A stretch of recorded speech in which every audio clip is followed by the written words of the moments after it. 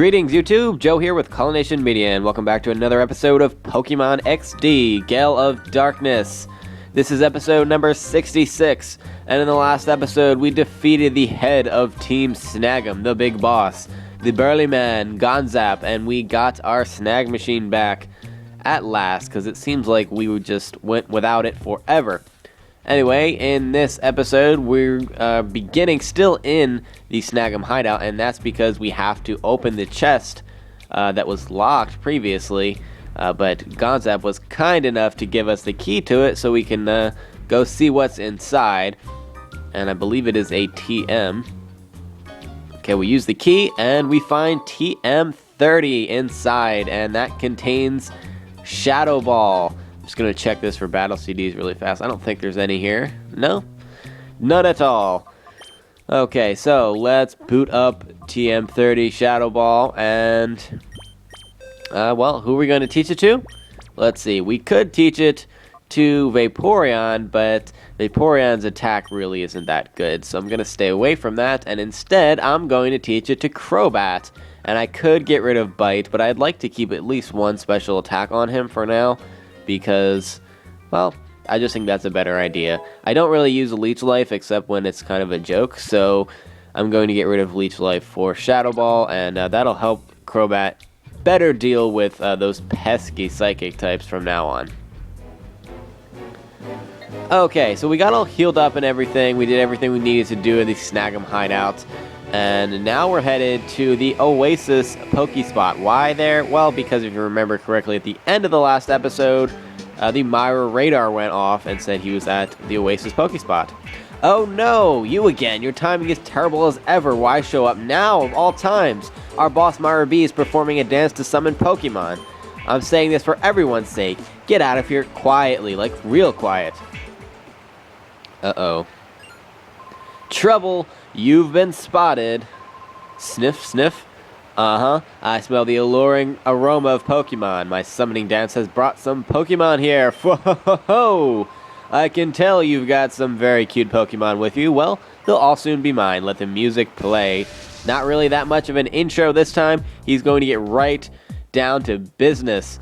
And so the battle begins. It's a very short battle because he only has 3 Pokemon. He starts with 2 Ludicolos, and then he's going to have his Shadow Nosepass as the 3rd Pokemon. Well, I wasn't really prepared for this because I don't know why. I just didn't set up my party very well. So I've got Lairon and Vaporeon here. Lairon's probably going to end up dying, honestly, because he's weak to Water-type moves, and that's what they like to spam. So we'll see if we can get some damage off before that, though. We'll do an Ice Beam on Ludicolo, and as you can see, they're very above average. Why do I always say very above average? They're, I guess, well-skilled in the area of special defense, so they can handle taking a bunch of Ice Beams, and they'll be fine. Goes for the Water Pulse on Lairon, and that takes away about 2/3 of his health, if not more. More like 3/4. And we get a Headbutt off as well, and that still doesn't even get him into the red zone. So we've got our work cut out for us here. Lairon definitely is going to bite the dust, probably the end of this turn, I'm guessing. Ice Beam takes out Ludicolo, the first Ludicolo. And we get some experience for that, and that's going to bring out the Shadow Nosepass. And, well, obviously this is our second chance at catching it, because the first chance wasn't really a chance. It was more like, well, you're there, but I have to kill you because I don't have my Snag Machine. Okay, so Ludicolo ends up going for the Seismic Toss on Lairon, which does a fixed amount of damage, and since it's at level 30, it was more HP than Lairon had, so down he goes. We're going to bring out Ninetales as the replacement, which is kind of a weird move when you think about it, because, well, Ninetales is also weak against water, and he's also not very effective on rock type, so what the hell. Well, we're going to bring a Flamethrower to the battle here, and that takes away a little bit more than half of Ludicolo's health. Going to go for the Ice Beam as well to hopefully knock this thing out, and not quite. 1 HP left. Oh, why does this always happen? Thankfully, it goes for the Seismic Toss on Vaporeon and not a Water Pulse.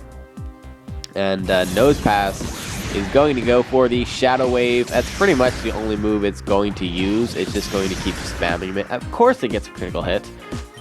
Whatever. Okay, well, we use Quick Attack to get rid of Ludicolo, and we will burn this Nosepass. It won't decrease the amount of damage it does because Shadow Wave is special based, but it'll at least get a status condition on this thing. Or it's just going to miss. I swear it misses in the most inopportune of times.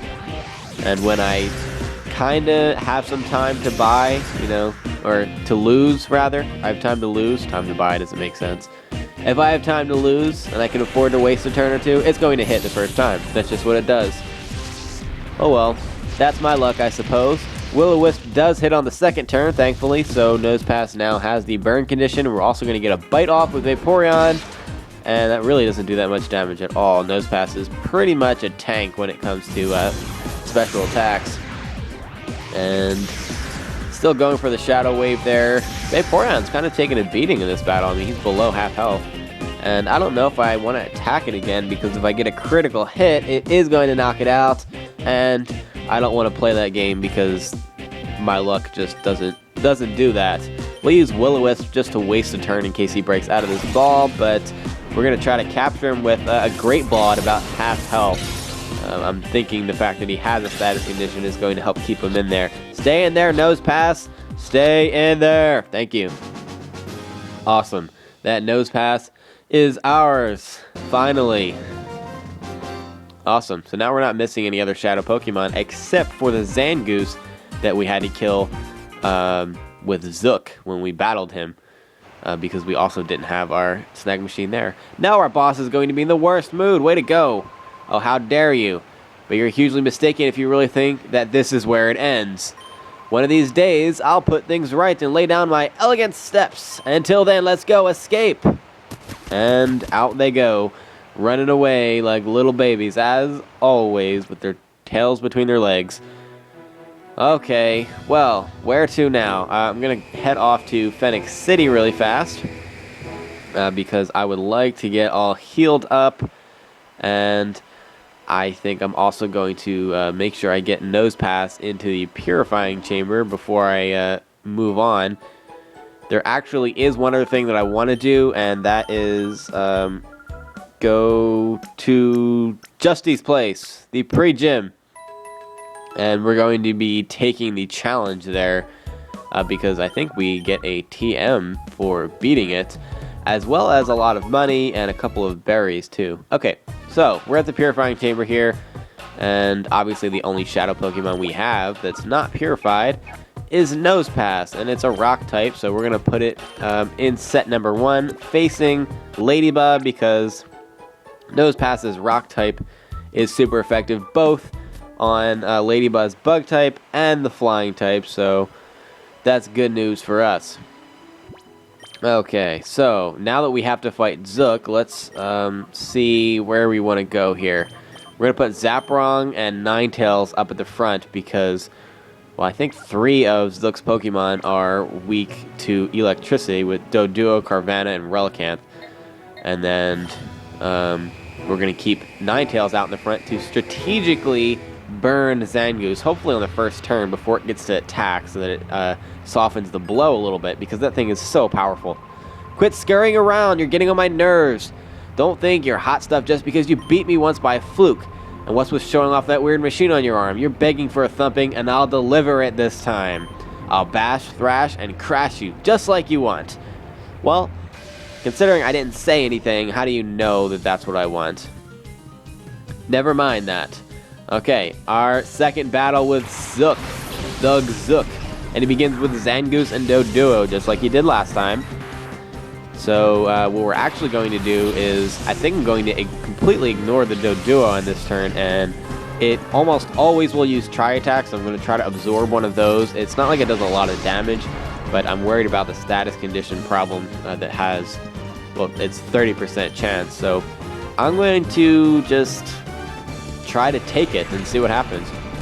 We do get the Will-O-Wisp off, and thankfully it does connect, because that's the biggest thing right now. He's burned, so his attack is going to go way down which is awesome news for us because this thing is a physical powerhouse, and Shadow Rush just does a crap ton of damage if it's not burned. And he still does get a Shadow Rush off there, but see, it doesn't do nearly as much damage. Doduo is indeed going to go for the Tri-Attack on Electabuzz as well. And hopefully no status conditions. Yes! And Zangoose is hurt by the burn. So we have like 3 or 4 turns, it looks like, to capture this Zangoose before it would end up dying of the burn condition. I'm thinking that 1 or 2 Ultra Balls maximum will be able to capture this thing. I don't think it's going to get into the nitty-gritty. Alright, Zangoose, you know you want to stay in there for me. Yes! Alright, Zangoose is ours. Finally. And he's going to send out Carvanha as the replacement. So we have 2 Pokemon on the field here, weak to electricity. We're going to get a Thunder Punch on Doduo, so no more Tri-Attacks, no status conditions, and none of that. Doduo goes down very easily. Doduo actually will go down to pretty much anything. It's a very fragile Pokemon. Okay, so we're going to use Psychic with Electabuzz on Seviper for the type advantage, and actually going to go for a Flamethrower on the Water-type Carvanha, considering how weak it is just basically to anything. Its defenses are awful. We kill 2 birds with 1 stone there. We don't end up having to touch it, so we don't get the rough skin recoil, and we knock it out anyway. Alright, Electabuzz is going to go for the Psychic on Seviper, and he gets a critical hit. I wasn't entirely sure that I was going to knock out Seviper in 1 hit, but it does now.